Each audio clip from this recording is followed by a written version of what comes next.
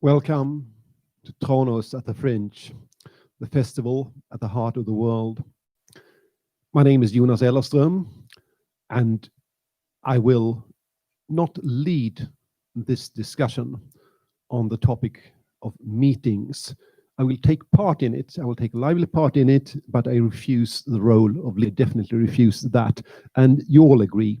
So that's fine. But with me is Christer Boberg, poet extraordinaire, and also one hell of a singer, as you lucky people will experience later tonight.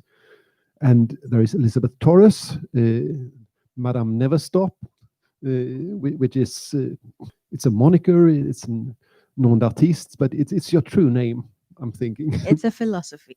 Yeah. And Lucy Deneen, whom the one that I'm most curious about is I know you at least, but I heard you read a couple of fantastic pieces of flash fiction and poetry the other day. But we are not here to flaunt our own literary talents.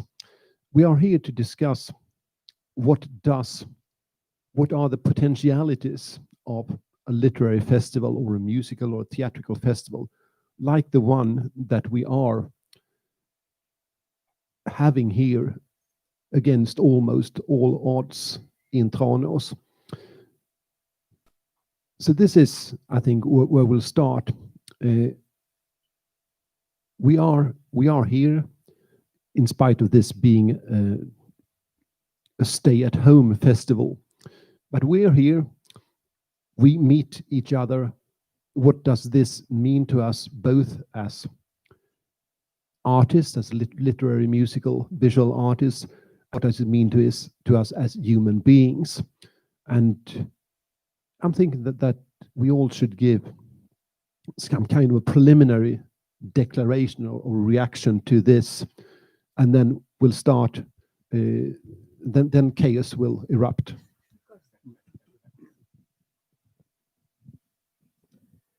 Yes, socially it's obvious, meeting people and so on. But for me, maybe the most crucial thing is to challenge the work. I mean, you are sitting alone, reading and writing most of the time, getting your texts out and to meet people in real life from stages and so on is maybe the most crucial thing, I think, for me at least. Meeting other people write, meeting new audiences in festivals like this. I mean, my work would be nothing if it wouldn't change atmosphere or environment or stages. If I didn't test them in front of audiences and so on, it would be dead texts. When I heard that I was called upon to be part of a panel discussions about meetings, I was actually a little bit hesitant, because I like to think of myself as an antisocial person unless I'm right in the middle of it. But being right in the middle of it means the rest of my existence, which is festivals, encounters of poetry, and situations when we all interact. So I have been walking around this whole idea of what is meetings, and I came up with this basic concept. There is three, and the first one is meeting with oneself, which is, I think, the most important. The second one is meeting with your collaborators, your tribe, as they call it nowadays. And the third one is the meeting with your audience. And when those three parts come all together in one place, then the magic happens.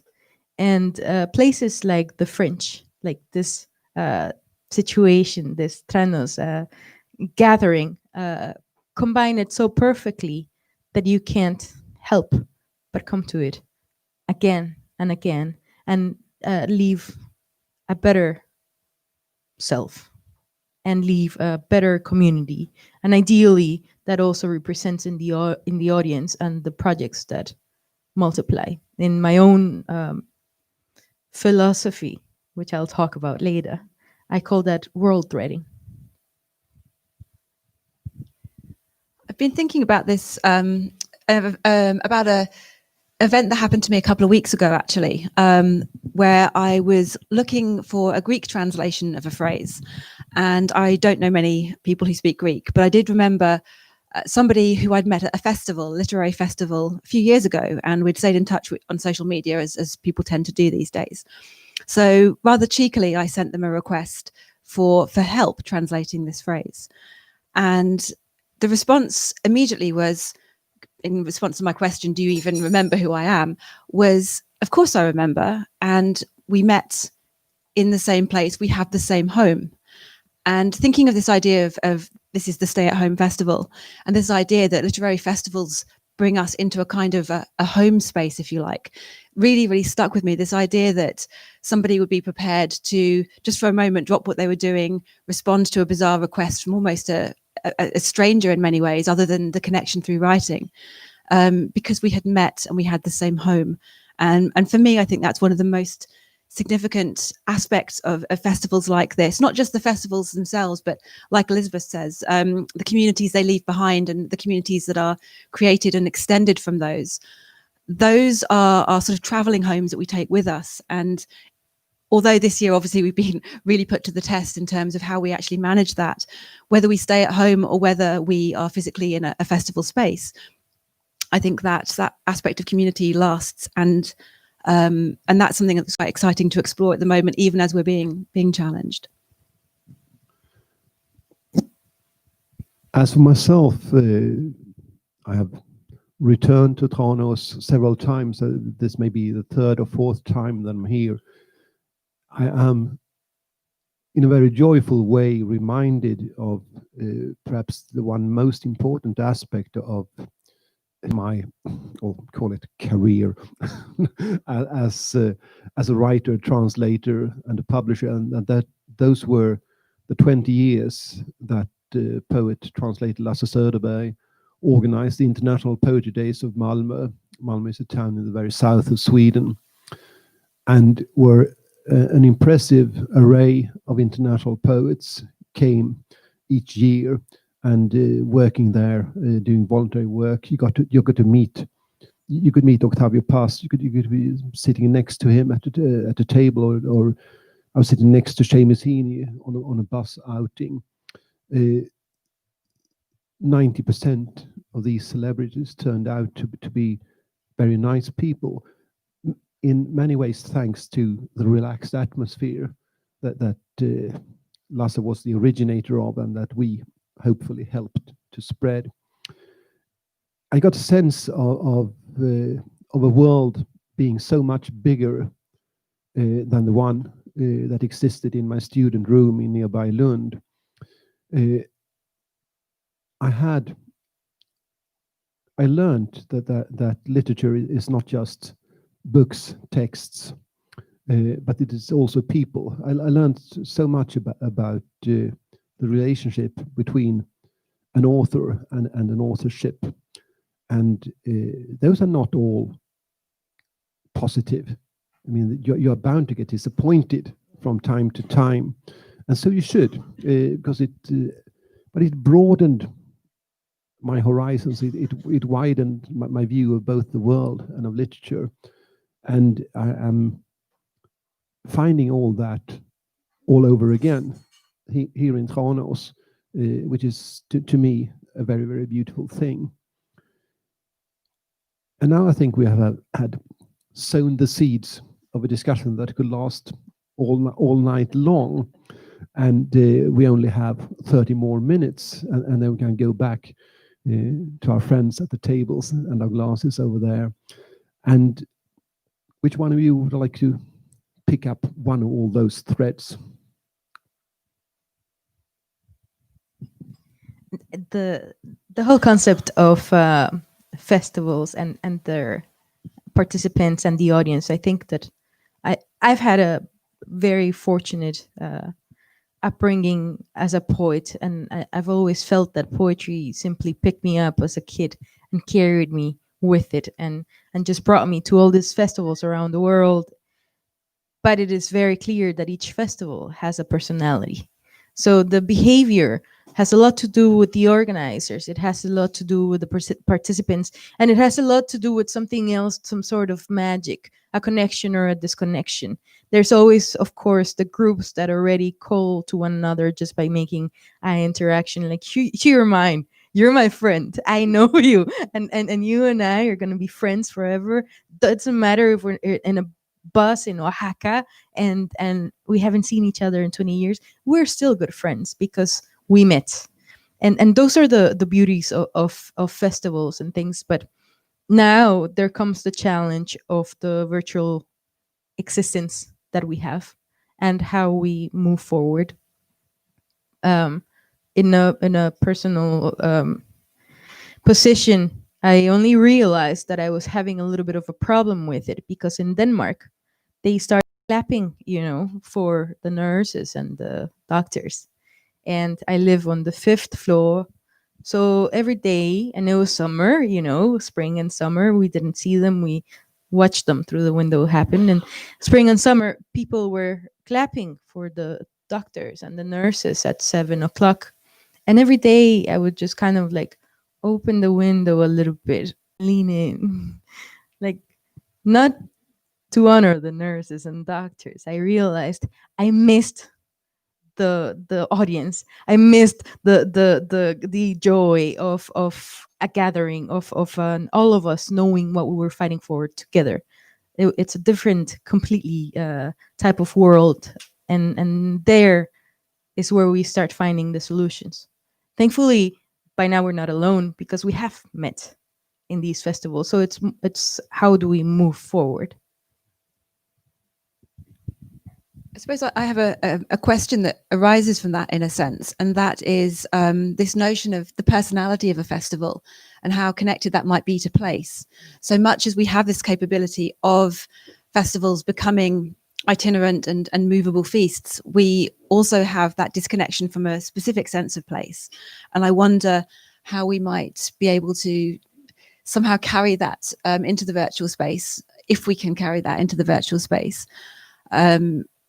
Hybrid festivals like we're experiencing here in Tranos seem to be one way of doing that, but those are festivals that are already established and running. I wonder what's going to happen as we push things more sort of organically into the digital sphere. So festivals grow up from that as a sort of, that's where they generate from that space.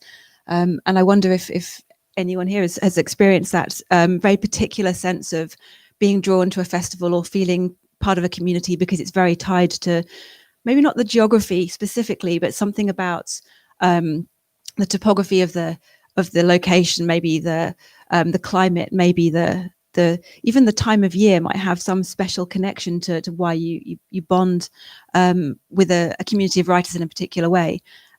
So yeah, I'm sort of curious, it's sort of question to you in a way, how you're managing that as we're becoming detached from our physical spaces.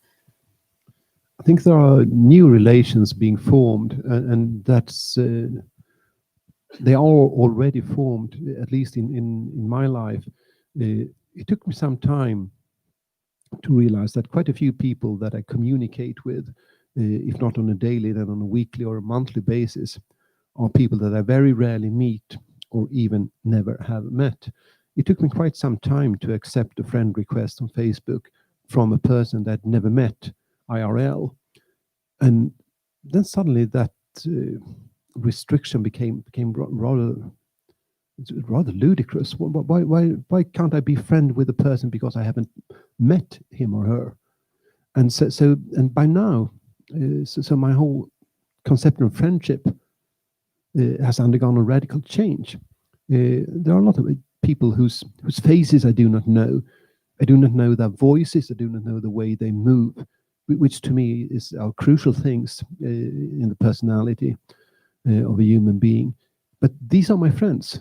These are certainly people that I interact with quite often. And your question here made me think, well, could you sort of purify that, the traits, and make this a purely because most of my friends, well, they tend to be either into music or literature and both. Could you select that? Could you go from the Facebook experience and create a festival? It would be a generation thing, I think. I would still long for the handshakes, for the hugs, for the possibility to look a person in the eye and see that head move, see the color on their cheeks, etc. But coming generations will, I think, most certainly accept that the festival has no geographical place. Well, I think we only have seen the beginning of festivals like this, hybrid digital and live festivals like this. So it's hard to see what it will turn out to. But I think this opportunity we have now, we have seen these events that we have recorded and that will stay there now, these conversations between poets and so on. It's a new, what shall I say? Yeah, we win something by it, because 5 years ago, maybe we wouldn't have recorded it and it wouldn't have been on the internet forever like it's now. So many people can now look at and listen to these wonderful conversations. So yes, I don't think we have seen the beginning of these hybrid festivals. Yeah. When I was a kid in Colombia, growing up in the middle of a conflict, the thing that saved me was going to a cultural house called the Casa de Poesía Silva, where they have a room called La Fonoteca, with a collection of tapes with the voices of all these, classical Colombian and Latin American poets reading in their own voice their poems. And I was allowed to borrow some headphones and ask for what I wanted to hear and sit in a corner as a 7-year-old kid and be filled in that moment. And that really defined what I thought of radio and of performing and reciting your own poetry. And I always said, I'm going to do something with that idea one day. And I never did, because you're always busy. And in the festivals, you're always having these great conversations. And I always thought, one day I'm going to do something with it. So as soon as COVID was arriving to Europe and it crashed into my head, I'm going to be stuck here. And it's not just me who's going to miss the stage and my friends in the festivals around the world. It's all these poets everywhere who don't get to hear the other poets. So why not make a phonotech, a poetic phonotech for all of us to submit our poems, our recordings, just on a simple page and everywhere in the world in our own languages, and see what happens. I'm just going to send it out and see if anybody connects to that idea.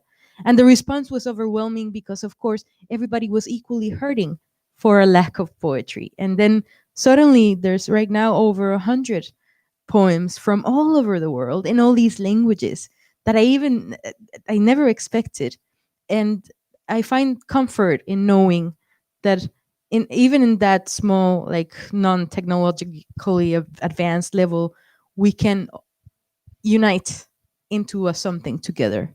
So if I, with a very low resources and planning, can come up with something like this, we have so much to look forward to.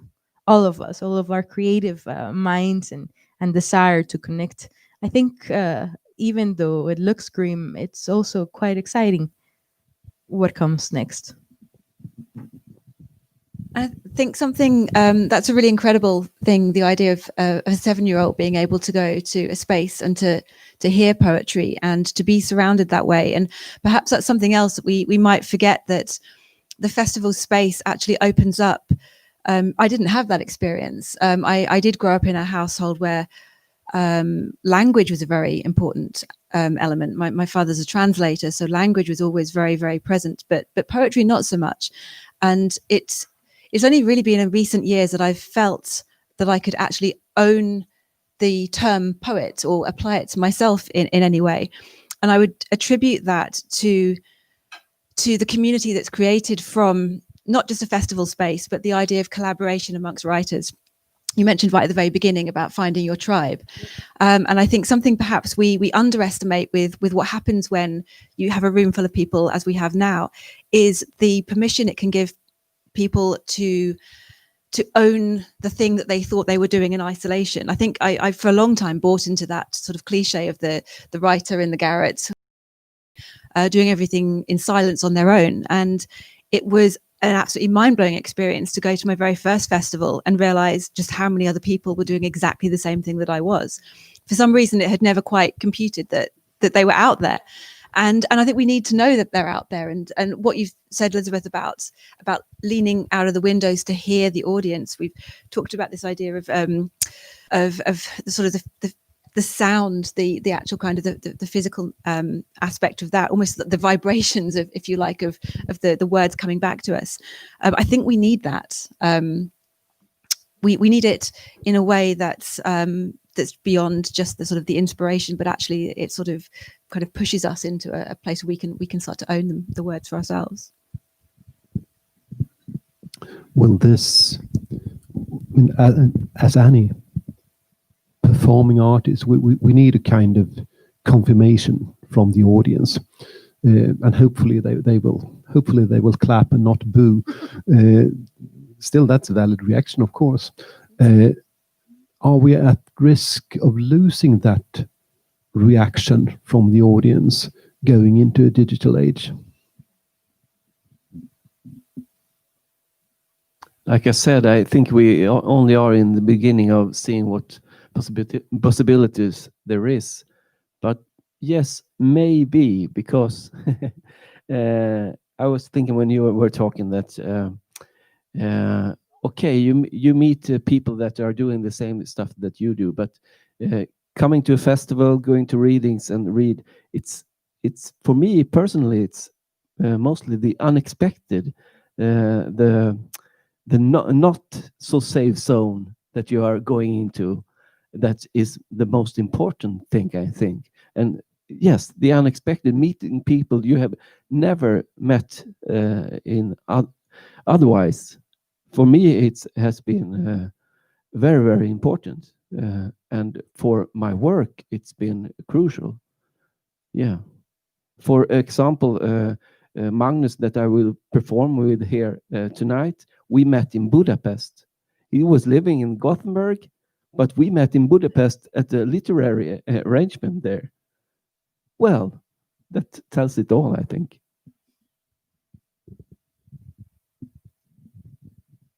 Something quite unseen of the COVID pandemic is that finally the people with invisible illnesses and mental illnesses got a chance to see the normal active people struggle a bit with what they had always struggled. There is many who can barely leave their house on a regular basis to attend an event.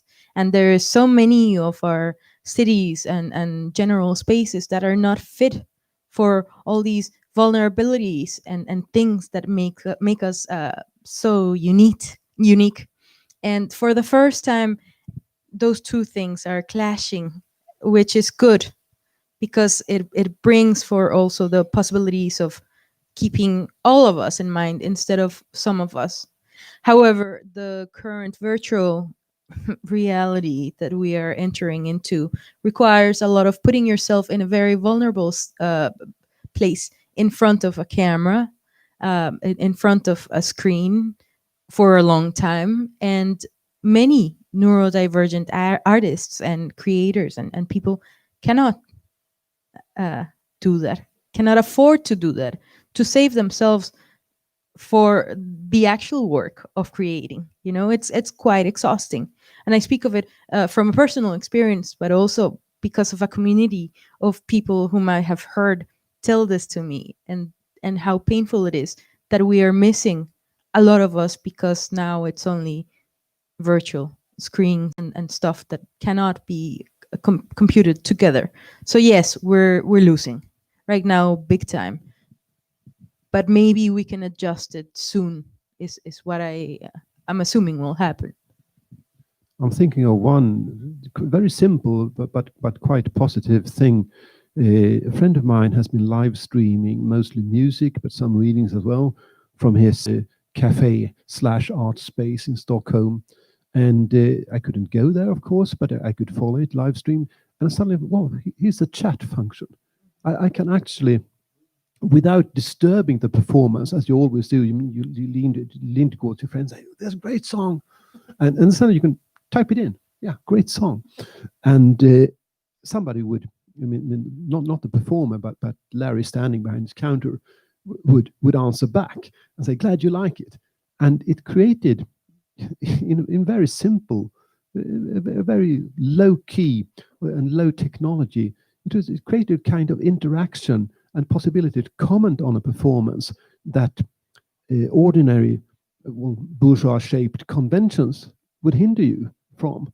It was so simple and something of a revelation. I'm thinking that quite a few concerts I would like to be able to do that kind of chatting.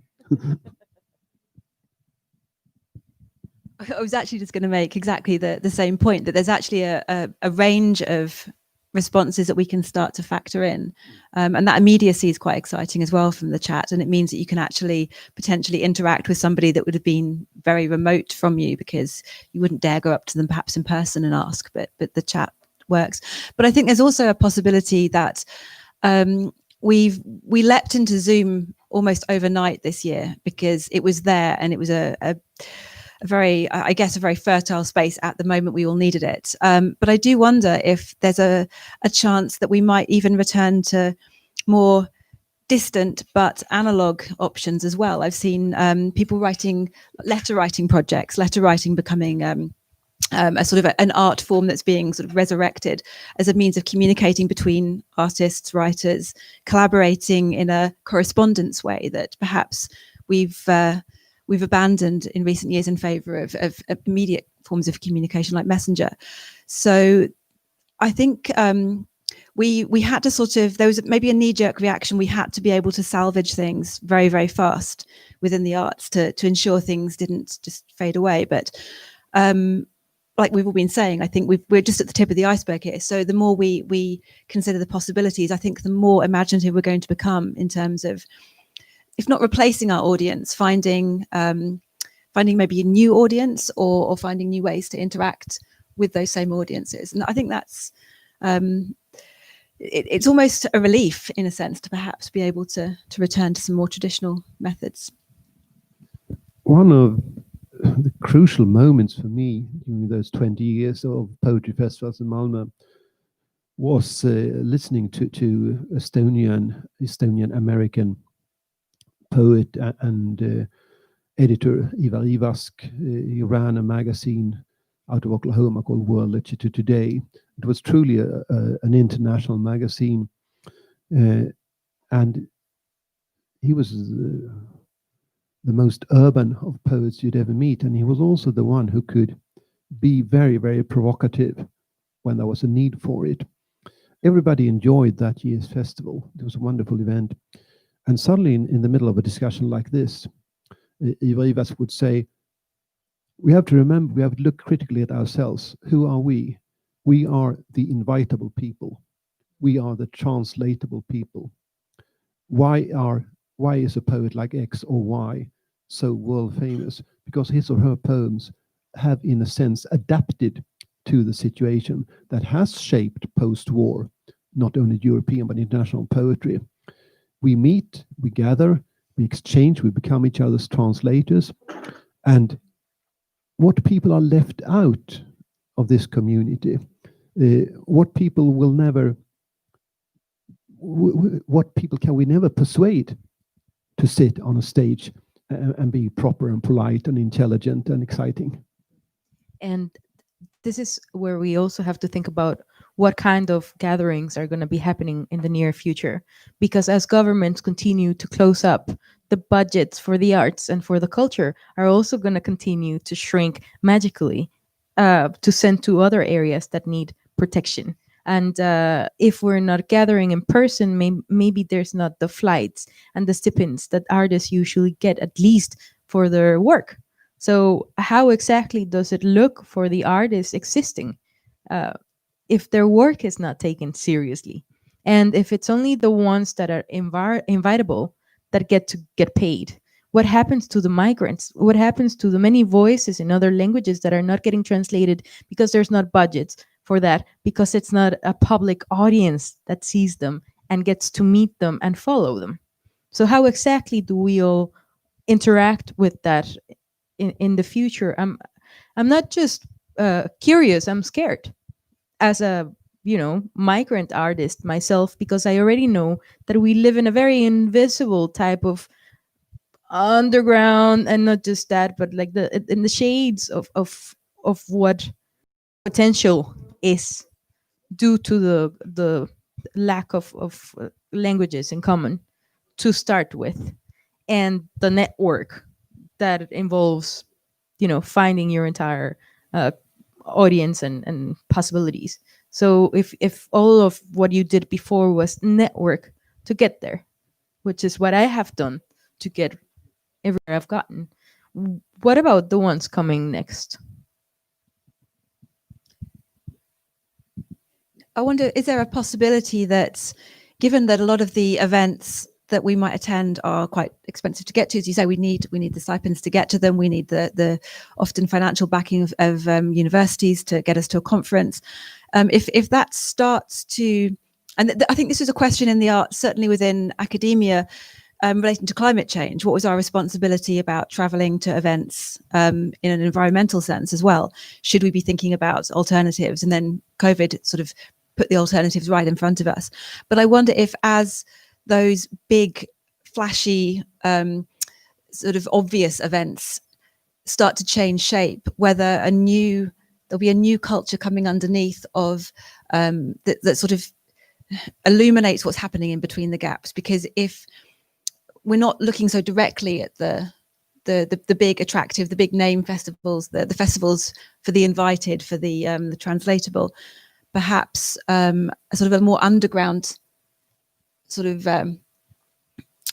culture of sort of distant conferencing, different festivaling, if that's even a word, whether that will actually sort of have to step into its place, because the bright lights of the bigger events will be dimmed just a little bit, even if that's only temporary. Well, the underground literature and culture is always there, I think. So yeah. But as you said, it really needs diversity in times of printed small editions and only digital editions and so on. You have to have the whole range of it, because we are different people also. So some of us are not interested in digital solutions. Maybe you are the one who wants to print your books in 50 copies or something, and you need to have that range, I think, as a arranger of festivals and so on. You need to think about, well, how can we involve all of these different kind of solutions for literature to happen. I'm thinking that we are seeing quite naturally a distribution system of the printed book, the big publishing houses. It's deteriorating, and it's nothing very dramatic about that. Things are bound to evolve and adapt to new media situations. But I do think that